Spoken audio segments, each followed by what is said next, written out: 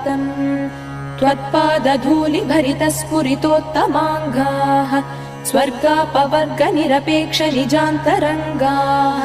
कल्पागमाकलनया कुलताम् लभन्ते श्रीवेङ्कटाचलपते तव सुप्रभातम् त्वद्गोपुराग्रशिखराणि निरीक्षमाणाः स्वर्गापवर्गपदवीम् परमाम् श्रयन्तः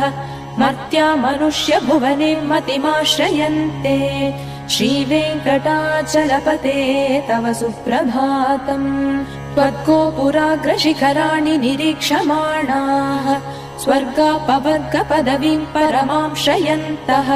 मर्त्या मनुष्यभुवने मतिमाश्रयन्ते श्रीवेङ्कटाचलपते तव सुप्रभातम्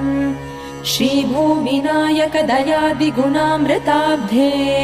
देवाधिदेव